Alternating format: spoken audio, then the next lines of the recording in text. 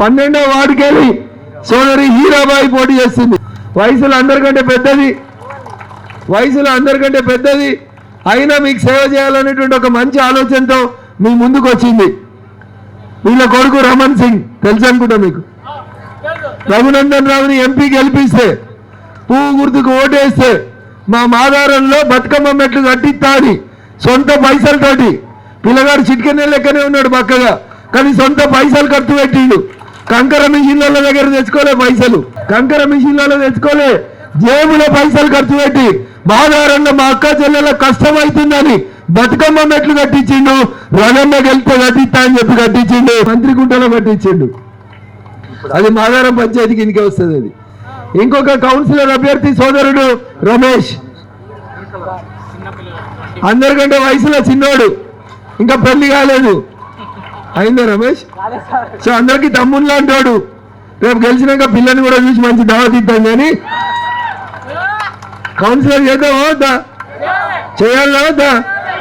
అంతా దోసుకునే వాళ్ళకి ఎత్తారా, పని చేసిన వాళ్ళకి ఎత్తారా? हिंदी हिंदी तेलुगु समझने में नहीं आता? कौन सा स्टेट का है? उड़ीसा है। उड़ीसा का सीएम कौन बन गई? कमल निशानी बने ना। उड़ीसा में बीजेपी जीते ना, इधर भी बीजेपी को वोट डालना, मादारम में भी।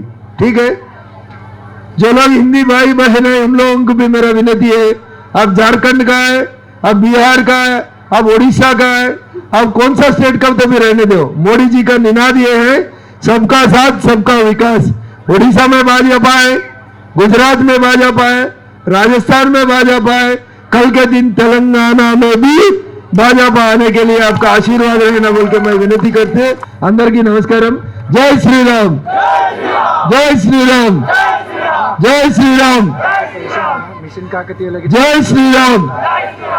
రమణ్ సింగ్ చెప్తే తెల్లారుతుంది. మాదారం వల్ల కష్టాలు రాస్తే రామాయణం అంత ఉన్నాయి, చెప్తే భాగవతం అంత ఉన్నాయి. గెలిచినాక చెప్దాం తమ్మి, ఇప్పటికే చాలాసేపు కూర్చోబెట్టాం అన్న. అందరికి కూడా శిరస్సు వంచి నమస్సుమాంజలు తెలియజేస్తూ 11వ తారీఖు నాడు మీ బిడ్డలు అనుకొని మా క్యాండిడేట్లు అందరినీ కూడా రాజుని, మహేష్ని, హీరాబాయిని, రమేష్ని కమలం గుర్తు మీద ఓటేసి ఆశీర్వదించమని మీ అందరినీ కూడా మరొకసారి వేడుకుంటూ సెలవు తీసుకుంటా ఉన్నాను. జై హింద్, జై భారత్, జై శ్రీరామ్, జై శ్రీరామ్.